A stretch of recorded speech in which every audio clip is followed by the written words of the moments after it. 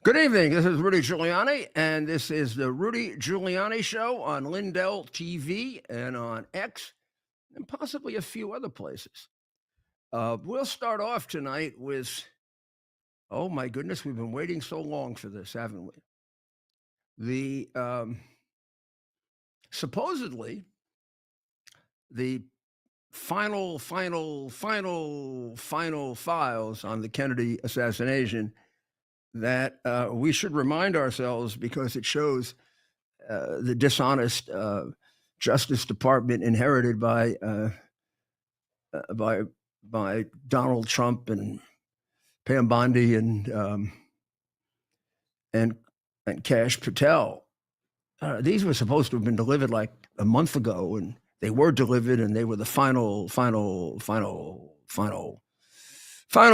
ones. And then it turned out that the Justice Department or the FBI or the Southern District was hiding numerous a truckload of other files. So would I like to bet my life that this is the final version? No. And would I like to bet my life that this hasn't been culled to take out the most significant and the worst possibilities? No.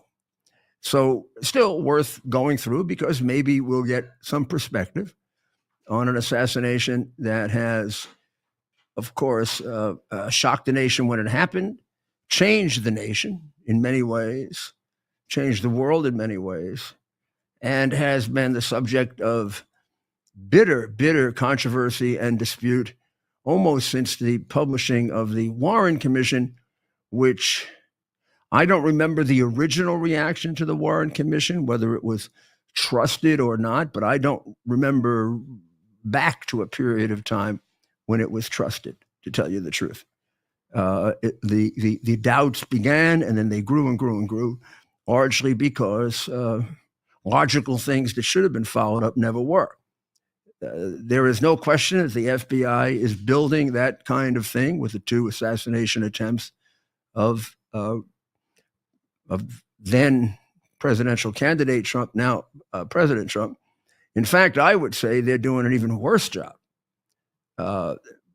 You could probably give me the worst and most ridiculous and crazy conspiracy theory for the Trump assassination, and I certainly wouldn't be able to refute it, because I have no facts to refute it with. The first guy attempt, he's disappeared. He never had an existence, I think. He might be the only person on the face of the earth of his age, in America at least, doesn't have an online presence, although he did have bank accounts and accounts all over the world. We don't know a damn thing about him. And his family stays locked up in wherever the hell they are, and never interviewed, never required to talk, never subpoenaed, never. And the FBI announced the day after it was asked, what can you tell us about the shooting? They said, we just began to investigate. We don't know anything yet. We'll be in touch. And then they said, well, was it a one-person job? Oh, yes, it was one person. Yes, it was one person.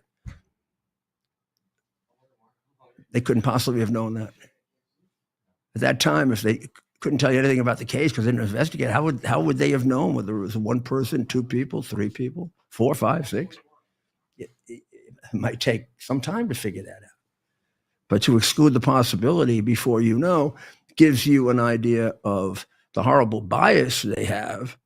And of course, I'm sorry, but they were an organization that tried to bury Donald Trump any number of ways other than actually killing him. They tried to kill his political career. They tried to kill his presidency. They tried to kill his reputation.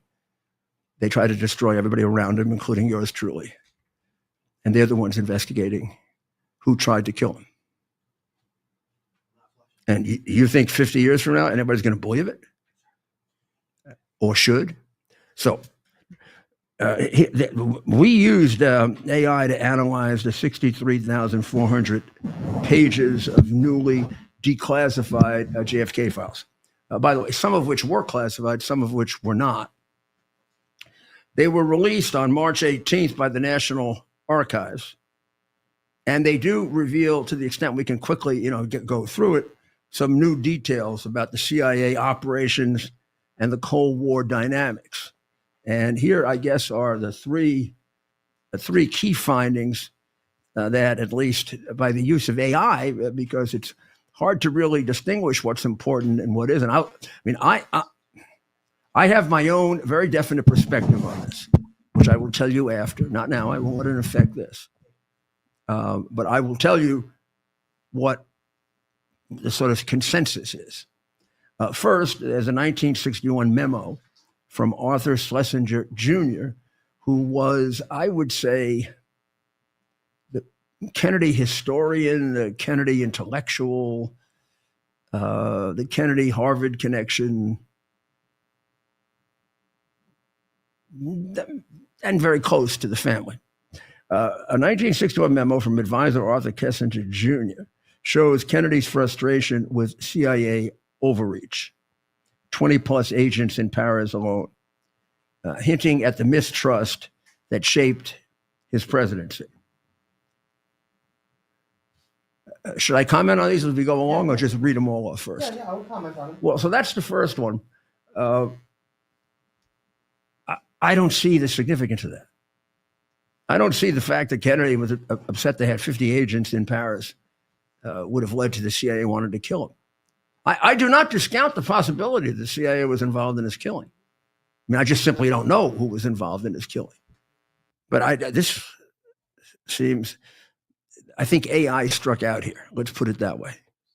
The president says you got 50 agents in Paris and the CIA comes and kills you. My God, for that kind of criticism, the CIA would have killed every president. And they didn't kill every president.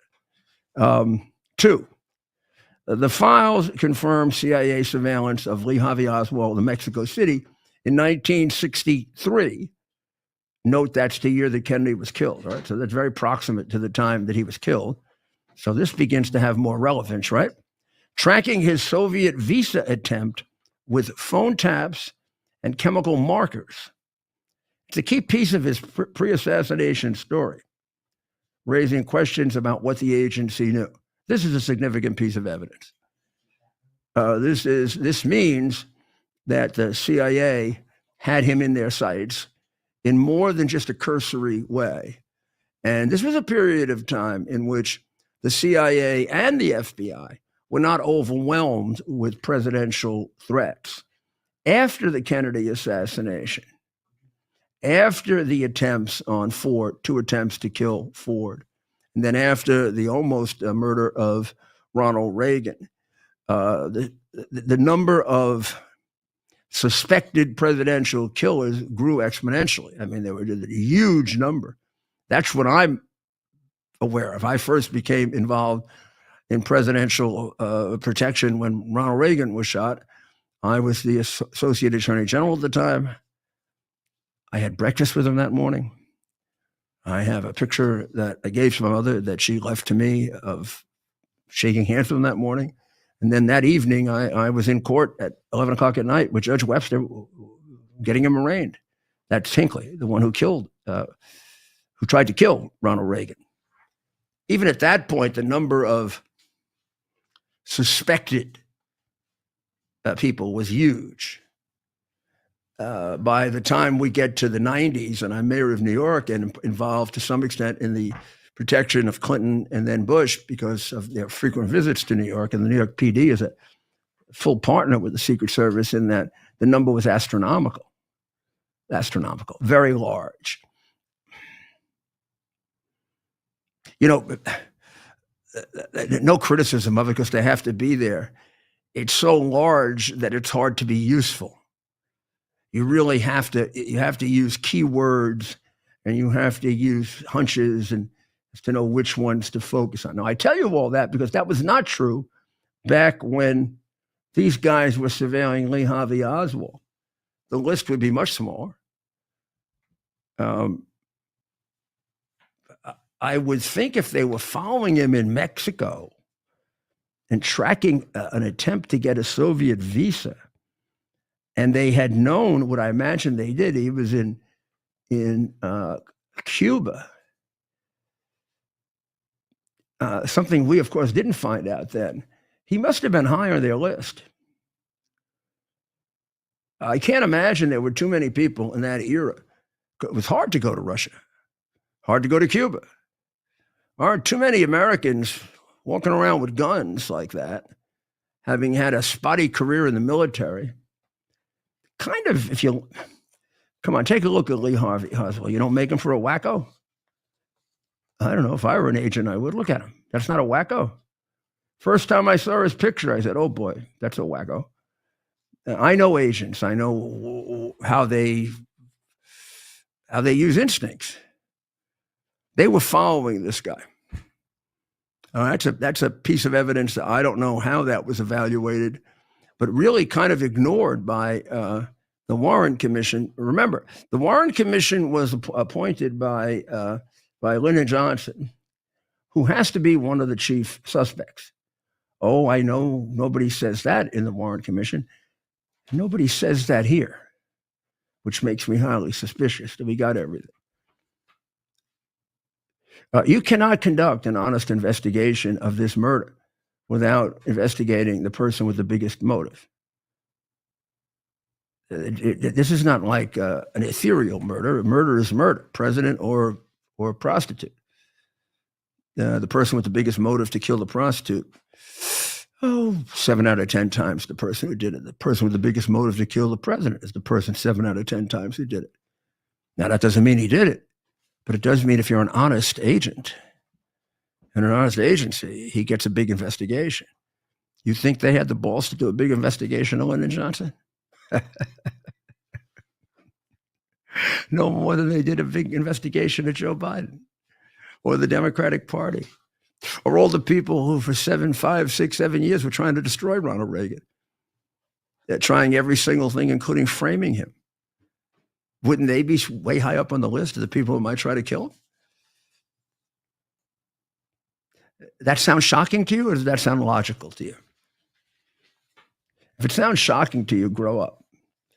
The third one. 1964 documents reveal shelved CIA plots to kill Fidel Castro using assets AMLASH and AMWHIP, opposed by RFK. Now, RFK was Robert F. Kennedy, the father of Robert F. Kennedy Jr. Let me give you a little background here. If they hated John F. Kennedy, the CIA hated Robert F. Kennedy more, because when John F. Kennedy believed he was double-crossed by the CIA with regard to the Bay of Pigs and not told about the actual assets and the strength of the assets and the preparation for it in order to put the burden on him, he never again trusted the CIA. And he put his brother, the Attorney General, who, whatever else you think of the Kennedys or the Kennedy family, or was a truly great Attorney General.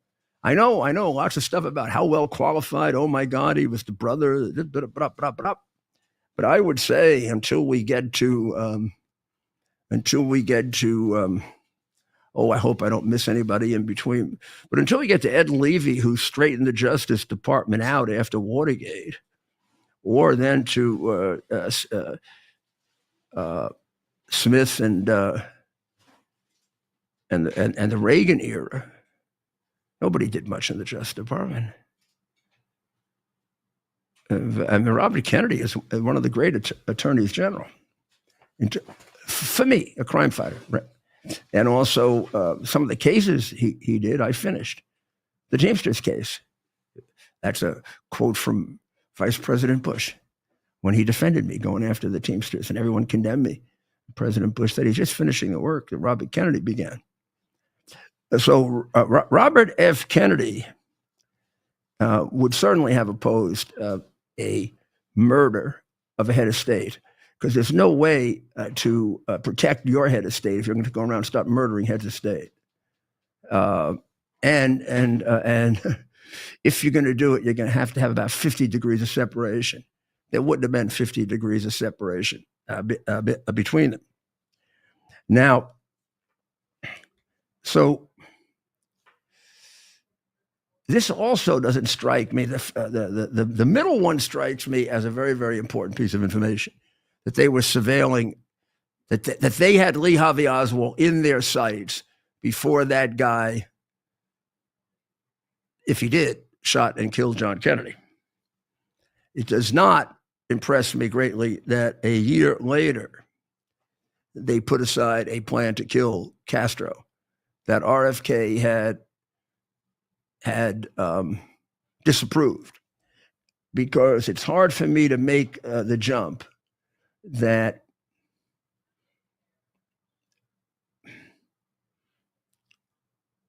Castro would have had the capacity to kill Kennedy if he believed that. What you'd have to believe here is that the CIA had a plot to kill Castro, that somehow they revealed it to Castro that Kennedy wanted to kill him, and that therefore Castro wanted to kill Kennedy in order to stop Kennedy from killing him. Well, that would have been very, very poor intelligence on the part of both the Cubans, but more importantly, their allies, the Soviets. And the Soviets had good intelligence. If there was a CIA plot to kill Castro, and if the Kennedy brothers opposed it, in particular, RFK, Russia knew that. And Russia would have let Castro know that. So I don't see where Castro's motive comes in to kill them. If anything, Castro would want to kill the entire CIA, not the Kennedys. In fact, he's doing away with the guy who overruled him. And you could assume that killing him might put you at greater risk. He doesn't know the internal workings of the United States. I don't see Castro's gain in killing Kennedy unless he had totally false information that Kennedy was trying to kill him. And he really thought that it was smart for him to kill Kennedy before Kennedy killed him, not assuming that would mean people come track him down big time. So I don't know, all this time, I don't know what this added to it. Doesn't get me any further than where I was before. Nor have they touched on any of the things that I want to see investigated, which I think they're afraid to do. I think that there should be a full, complete, and 1,000% effort to take the three people with the top motive and do a very, very thorough investigation of them, as there should be with Donald Trump. And to make believe that doesn't include the guy who became president as a result of Kennedy's death, who never would have been president without that. Lyndon Johnson couldn't get elected dog catcher. In fact, he almost didn't get elected dog catcher back in Texas. Remember his first race, he cheated with Abe Fortas to win. So the man had the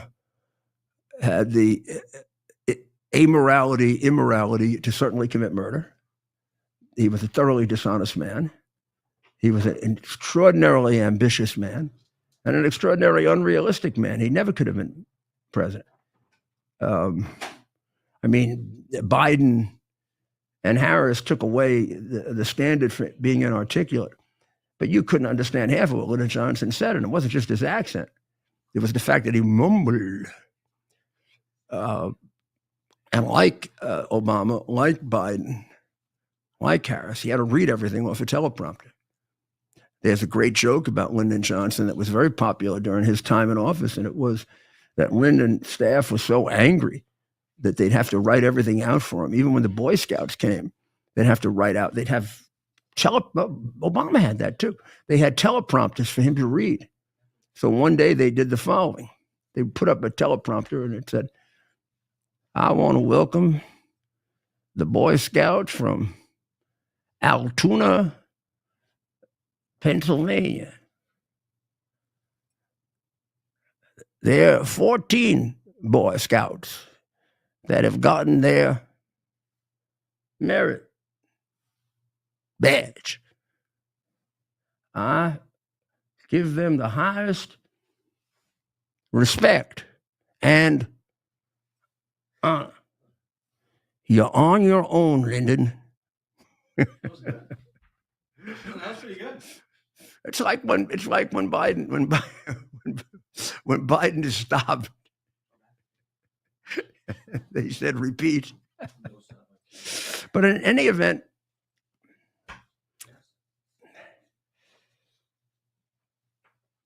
there's more. Or if there isn't more, it's extremely suspicious. You mean nobody investigated Lyndon Johnson? Nobody thought, well, we should do a hypothetical where he's the murderer and let's see what the evidence is. I mean, biggest motive. It took place in Texas. Unbelievably crooked. Feared he's going to be thrown off the ticket. Had what appeared to be pathological desire to be president and an unrealistic one.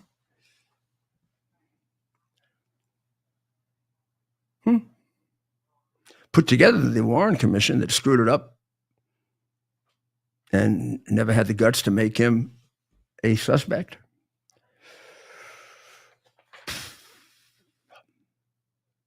Faulty murder investigation that wouldn't pass, wouldn't get a D grade in the New York City Homicide Division of the New York City Police Department. What a piece of crap investigation. And the Trump one is worse. So one place says 30,000. One place says 30,000. Another one says 63,000. And then some say 80,000. Well, I guess it's 80,000 altogether. Now, I mean, it does list some expenses paid by Central Intelligence Agency, connections with them. So I think that's the thing that is underlined by these new records is that he had a close connection with the CIA, and therefore why wasn't he under surveillance? That's a good question, but it doesn't lead you anywhere because there's nothing else to connect it to. So maybe there'll be more in it when it's gone through in greater detail rather than just a quick AI analysis or speed reading analysis. And of course, we'll keep you posted on it because I really do think it was the beginning and it continues a part of the fear that Americans have of a deep state. And it is so similar to what's being done to the Trump assassination that it's scary. Well, the astronauts have returned. Isn't that wonderful? Butch and Suni and have Butch Wilmore and Sonny Williams have both returned, along with their two assistants, one an American, one a Russian. And it was a very, very dramatic but very safe landing. And we do have to thank, without any doubt, and there they are in the water. Well, no, there's the capsule. And there we have somebody coming out of that. Look at that. Isn't that amazing? Isn't that amazing? So this was off Tallahassee in the Gulf of America. Anyone who wrote Gulf of Mexico is fired. This is the christening. I consider this the christening of the Gulf of Mexico. Right? Oh, the Gulf of America. No, the christening of the Gulf of America. The dechristening of the Gulf of Mexico. Sorry.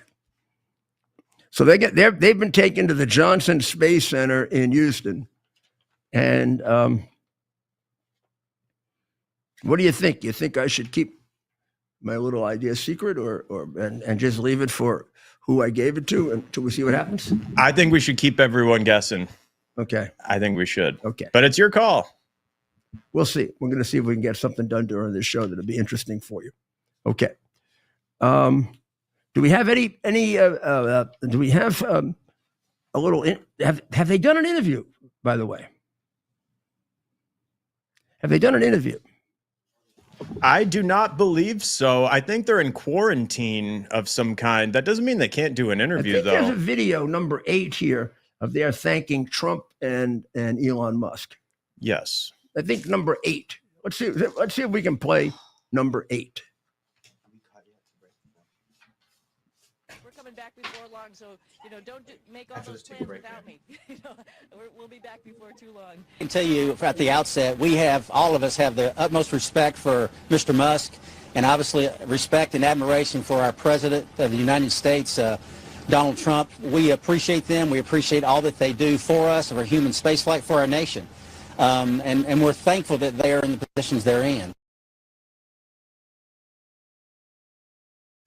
Maybe those people who are destroying Tesla vehicles and threatening Musk and his family, maybe they should shut up, huh? He's contributed a lot more to this country than you have. So leave him alone. We're going to take a short break, and we'll be right back.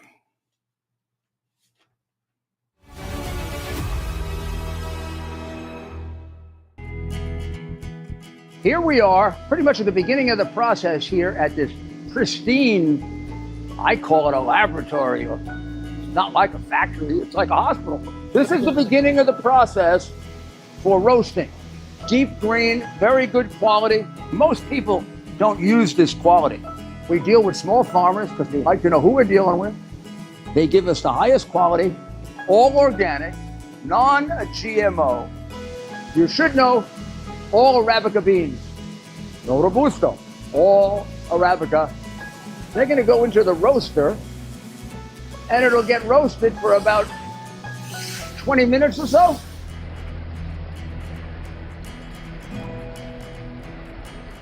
Oh my goodness, look at these.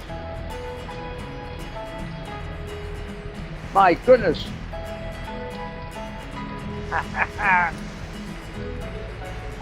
You're going to want to specially order these.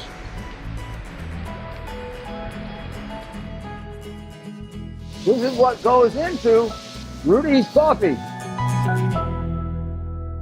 I hear every day about the products you all wish MyPillow carried. Well, guess what? We probably do. Slippers, bathrobes, pet beds, blankets, mattresses, sleepwear, loungewear, duvets, comforters, pot holders, aprons, oven mitts, and so much more. And they're all on sale. For example, get our best-selling standard MyPillows for only $14.98. Body pillows, $29.98. 6-piece bath towels or kitchen towel sets, just $29.98. Multi-use MyPillow 2.0s with pillowcase, $9.98. Save $40 on our Spring Percale and Giza Dream bedsheet sets. Any size, any color, and so much more. So go to MyPillow.com or call the number on your screen. Use your promo code to save up to 80% on all MyPillow products. And I've never done this before. When you spend $100 or more, you're going to get 2 standard MyPillows absolutely free.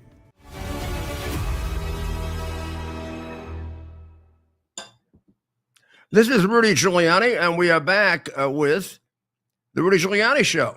And the reality is, you came back so fast, you deprived me of a cookie.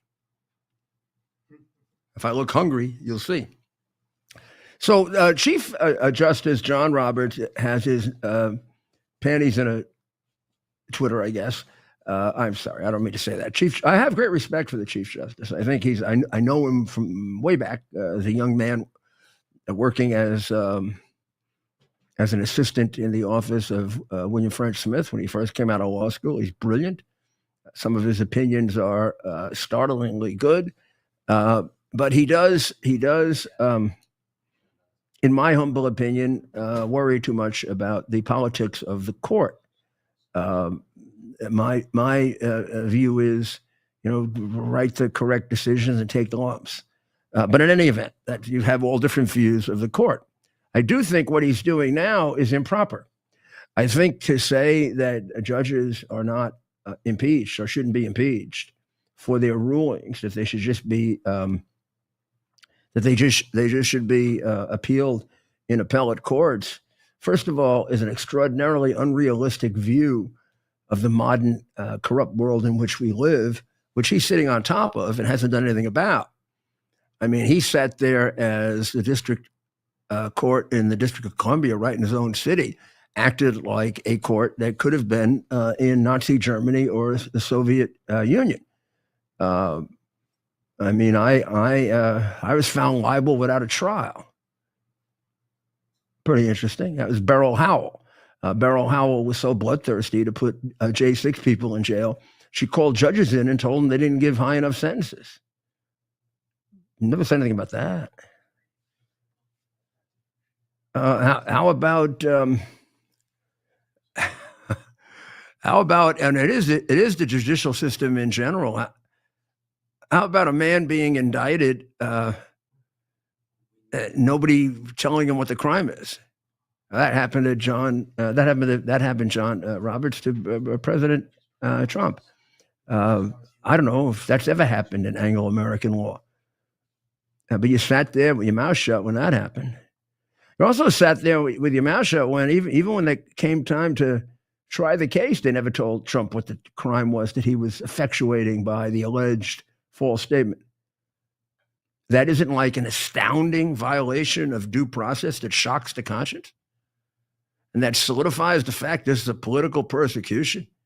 Sitting in that ivory tower where you sit, you really didn't think that the 4 cases brought against Trump in the election year, none of which looked like it had much legal basis to it, wasn't done for the sole and only purpose of stopping him from being president, just like the phony Russian collusion, the hard drive that was covered up. I mean, I don't know, where do you live in a below the ground?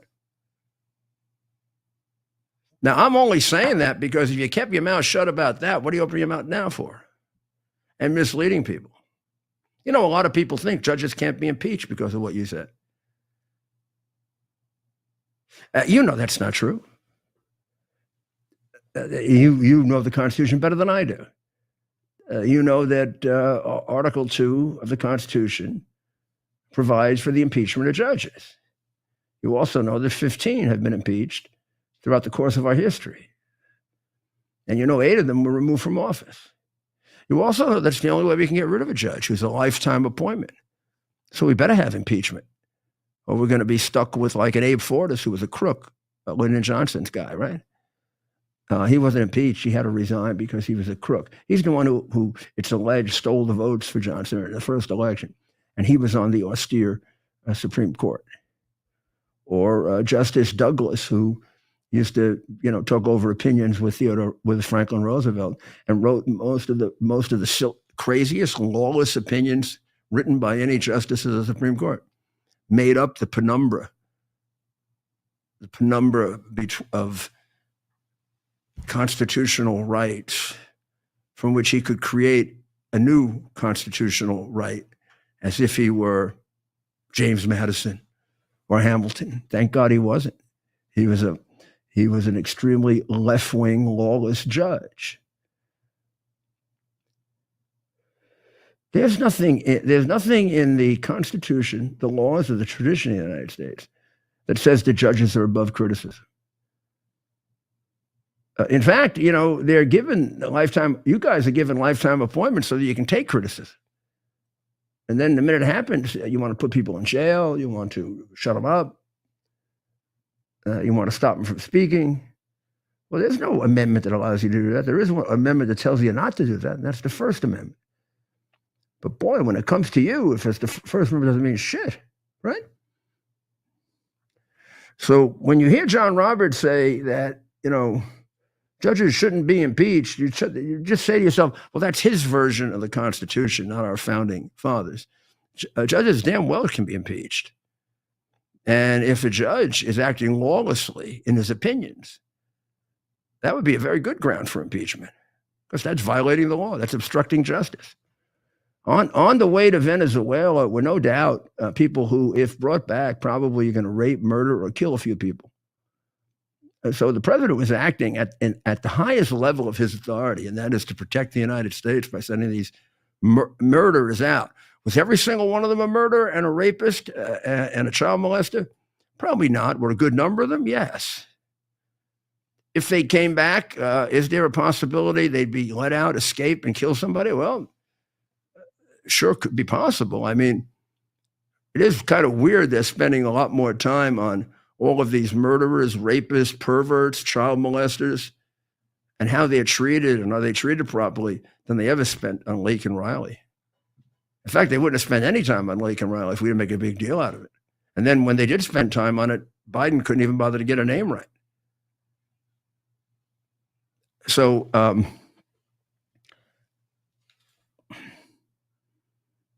it's very, very disappointing when you believe in the Constitution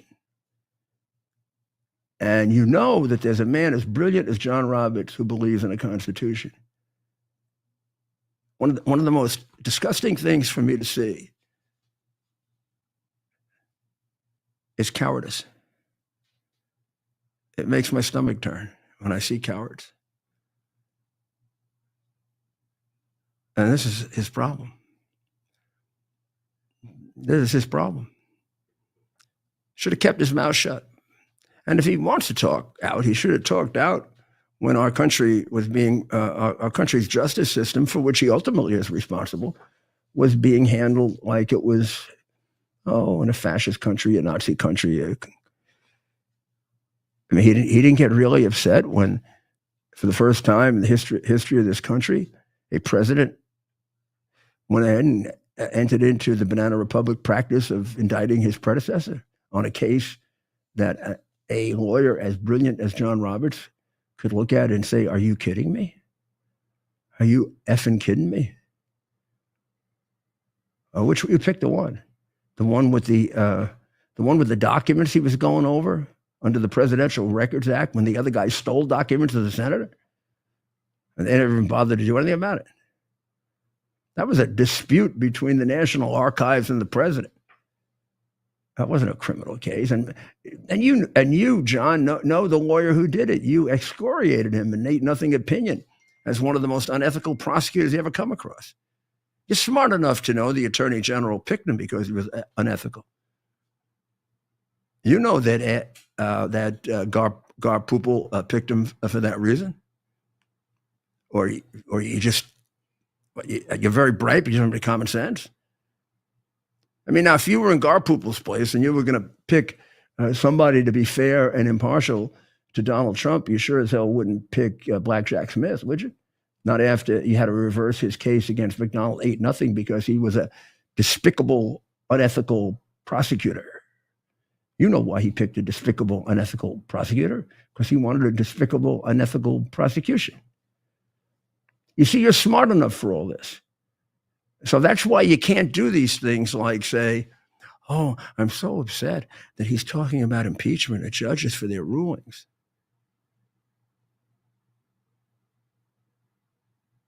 Well, he's allowed to talk about impeachment of judges. It's in the Constitution. And he's allowed to talk. And he's allowed to have an opinion.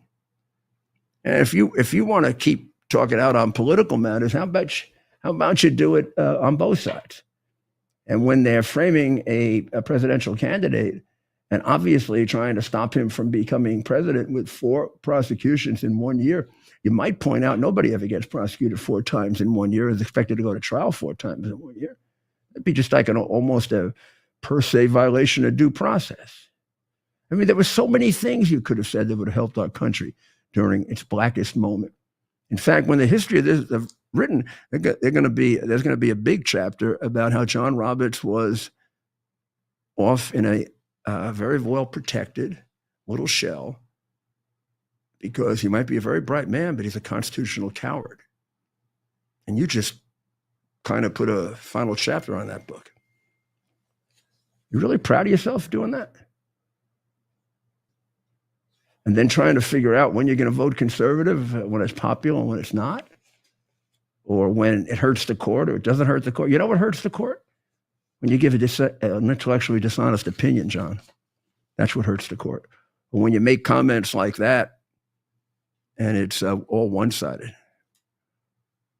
I mean, there's nothing particularly improper or wrong about the president saying a judge should be impeached. There was something damn well improper about what they did to him, both in the federal courts and in the New York courts. And you're on top of all the courts. And you kept your cowardly little mouth shut during that. So keep it shut now.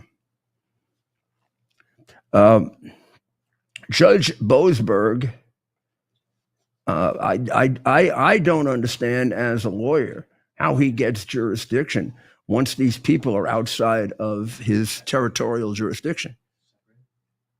Once they're gone, he has no right to say their rights are violated or not violated, or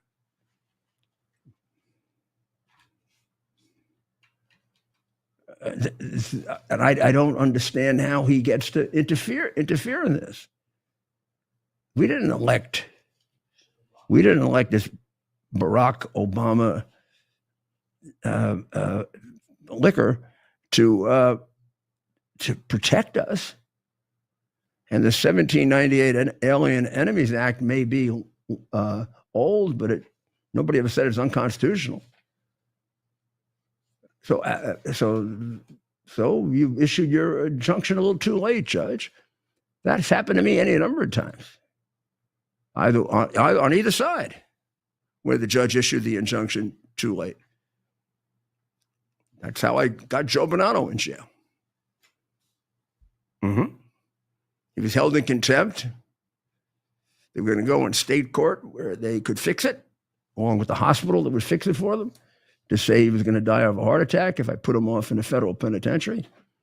And the night before they did it, I got my friend Howard Safer, who was the head of the witness protection program, and I said, Howard, can you send a plane to Tucson, Arizona? The plane got there at 4 a.m, and off went Joe Bonanno for the first time to prison in 25 years, after he had bought his way out of and lied his way out of all the other times by saying he was going to die of a heart attack. And the judge in Arizona was so angry. Oh, was he angry at me? He never apologized when it turned out that Joe Bonanno lived 22 more years with this heart condition that he said he had. That my doctor, a very brave doctor, had testified was completely made up. And he gave the opinion Joe Bonanno would last longer than anybody in court. Well, he almost did. He lived until he was 100. I forgot the judge, but I'm owed an apology. I'm owed an apology from a lot of people that don't apologize to me. So I want you to know that the president is correct. Judges can be impeached. For the right reasons, judges should be impeached. They're not God. And they can be criticized. Because like all of us, they may get upset and they may cry and they may even stamp their feet. But unlike us, we don't have lifetime appointments. So one of the reasons we gave them lifetime appointments is so we can beat up on them intellectually. I don't get that. I've never understood. And if you are a judge and you get swayed by that, quit and go do something else.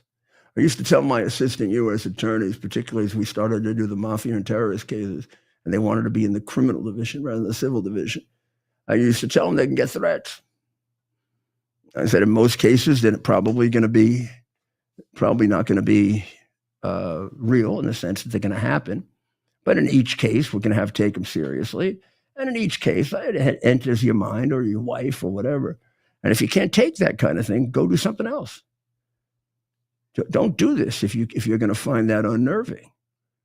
Well, if I issue an opinion and somebody says I'm a Nazi because I issued the opinion and it's going to affect me, I don't belong being a judge. I didn't belong being a mayor. They called me a Nazi then. I knew I wasn't, and I went ahead with workfare. So I don't have any sympathy for these people who say, oh, you can't try to influence the judge with the things that you say outside of the judge. A jury? Sure. A judge? If you get influenced by things said outside the court. Now, murder, violence, the kind of thing Schumer did to Kavanaugh,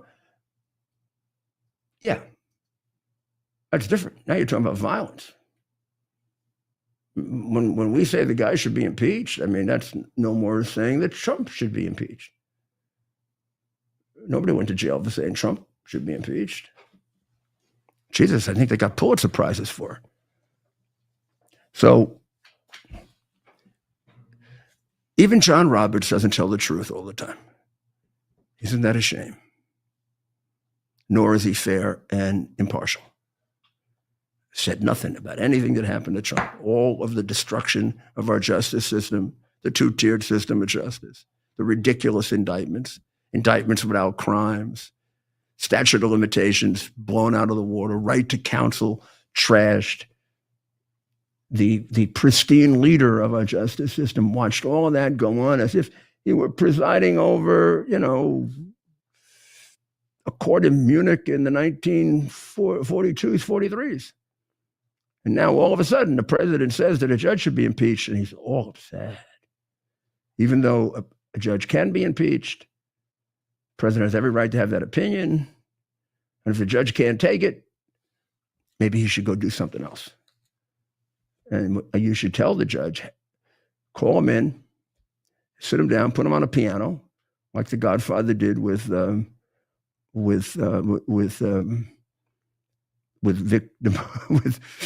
Sinatra or whoever that guy was. And slapped him across his face and said, "Come on, be a man. And if you can't be a man, don't be a singer hanging out with the mafia, or don't be a judge." We'll be right back.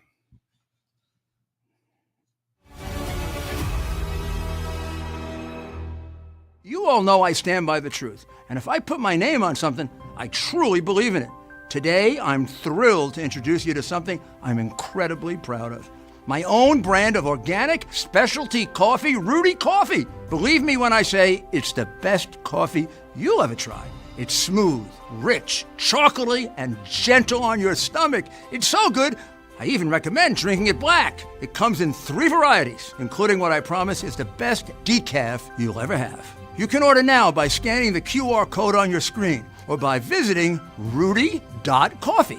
By supporting Rudy Coffee, you're not just treating yourself to exceptional coffee, you're also supporting our cause, the cause of truth, justice, and American democracy. You'll also be supporting the Call to Action nonprofit, which is devoted to helping veterans and first responders, so you can make a difference and taste the difference by ordering today at rudy.coffee. I hear every day about the products you all wish MyPillow carried. Well, guess what? We probably do. Slippers, bathrobes, pet beds, blankets, mattresses, sleepwear, loungewear, duvets, comforters, pot holders, aprons, oven mitts, and so much more. And they're all on sale. For example, get our best-selling standard MyPillows for only $14.98. Body pillows, $29.98. 6-piece bath towels or kitchen towel sets, just $29.98. Multi-use MyPillow 2.0s with pillowcase, $9.98. Save $40 on our Spring Percale and Giza Dream bedsheet sets. Any size, any color, and so much more. So go to MyPillow.com or call the number on your screen. Use your promo code to save up to 80% on all MyPillow products. And I've never done this before. When you spend $100 or more, you're going to get 2 standard MyPillows absolutely free.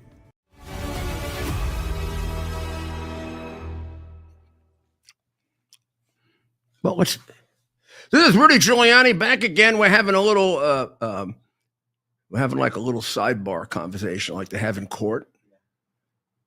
Sometime I'll tell you what they actually say when you approach the bench. I had some hilarious ones. I tried cases in front of judges of all kinds. I tried cases against some of the greatest trial judges in the history of America. I tried cases in front of the dopiest trial judges in the history of America. And I definitely tried cases in some of the funniest in all of America. And I love trying cases. You can't imagine how much I love trying cases. I'd like to go back and try one more, and I know who it is, and I'm not going to tell you. You're going to have to guess. Problem is, he'd probably be found incapable of standing trial. And if I put him on cross-examination, he might die. You guys never saw me cross-examine. I wish. You, in a way, no, but they don't have it on tape. When I got the when I got the congressman to plead guilty, that was one of my better ones. Yeah. New York Times front page. Yeah. Are these out? I was a baby then. Cameras in the court? No, there were no cameras in the court then. There were only those mean reporters who always make Republicans look ugly. You saw that, right? When we were in court, every time we were in court. So does reading them do justice? Does reading the transcript do it justice, or do you have to? Yeah. Oh, yeah. That's how I learned how to cross-examine, reading transcripts of great lawyers. I like listening. Like nothing like hearing an oral argument from the Supreme Oh, I listened to that whole oral argument. Ted was fabulous. He was so much better than who was that guy that ran the law firm that Hunter Biden and the guy who sued me were in together. Yeah. You'll remember it. Yeah. Okay. Mayor, can we recreate a cross-examination in a mock courtroom so we can could. see? I want you. You never really do. You can. You can't. You can't. You can't totally recreate it. But we'll find every good the lawyer. lowest. I'll tell you two things about every good lawyer, every good politician too. Has to be in the receiving Every end, the good lowest scoring lawyer member, cross-examines much better when he does it than when he practices. Every good lawyer gives a much better summation than when he practices it. And every good politician is much better at a debate than when you practice. Than when he practices it. I mean, even I remember when Trump was getting ready for his first debate, and everybody was I knew he was going to kill her. Yeah, because I know him for a long time, but I also know a performer. I know performers always hold back.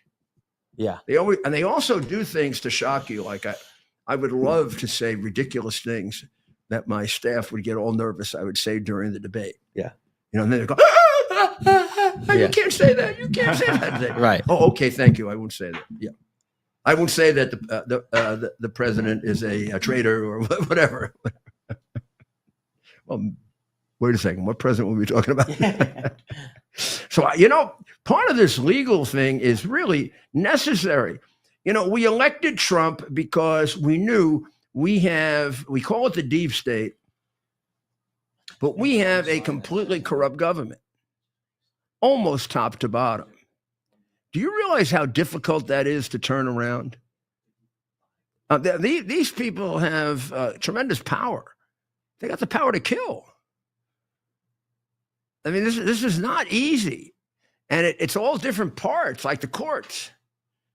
So he is testing what really has been, he's testing and trying to reorient our government back to what it was, a government of the people, for the people, and by the people, not of the elites, right? And for the Democrats, and for the communists, and for the one-worlders. He wants to make it a government of the people, so that when you have a strong opinion about something, it's going to be, dominant and front and center. And every lobbyist in Washington works against that because they work for the guy who's got the most money. They don't work for the guy with the best cause. And that distorts completely the process, because over a period of time, there are very few congressmen or senators who can resist that, because they all believe they should be rich. Sorry. Many of them believe they should be rich. And many of them do become rich. And when they do, there's no doubt how it happens. If you have a congressman who started off with a net worth of $1 million or less and ends up after 30 years in Congress worth $30 to $40 million, I don't know, unless somebody left him a lot of money. How the hell do you think that happens? You know how often that happens? Often enough so that Congress is the most disrespected institution in the country and not willing to do anything about it. So he's pushing legal boundaries, but he's pushing them back to where they should be. For example, this whole thing about interfering with the president's right to dismiss people from office. I truly believe, and I truly believe it is demonstrable from the Constitution and the debates at the Constitutional Convention, that Congress and the courts have no right at all, without acting unconstitutionally and illegally, to interfere in the president's ability to fire someone. This was debated very hotly in the Constitutional Convention. And because they have the right to advise and consent. Well, no, actually, the original debate was as follows. Should the president be allowed to appoint on his own who he wants and fire when he wants? After all, that's what an executive should do. That's what the king did. But we don't want a king. And it is a new government. It's going to be put together very quickly. Shouldn't the president have the help of his senior patriots, the Senate, in confirming people? And shouldn't he have some restriction if they get confirmed on his ability to fire them? And they came to opposite conclusions. They came to the conclusion that he should have the help of the Senate in selecting the highest appointees, not all, the highest ones, but that they should stay the hell out of his firing. Because they said hiring and firing are two different things. Hiring, you can always go find somebody else. And people can have different opinions about who's good and who's bad, and the president could miss something. But firing, the president's now disgusted with this guy. He doesn't want him anymore. How can you force a president to keep somebody he doesn't want? So yes, he got a role, a limited one in hiring. He got no role in firing. Now, if you go over to X, I'm going to explain to you how that plays itself out and how that's been bastardized by the left-wingers and the Marxists and who started creeping their way on the court with Roosevelt. And we have a totally different government than was intended. So we'll be back tomorrow. I hope we helped see the other side of it that nobody's giving you. That's what we try to do. And we are going to pray very, very hard for the people of Israel and Ukraine and Iran. And we are, of course, going to pray a prayer of thanksgiving to God for America. And tomorrow is St. Joseph's Day. And I'm going to tell you the significance of that when you come with me tomorrow. And now go over to X, and we'll be on America's Mayor Live.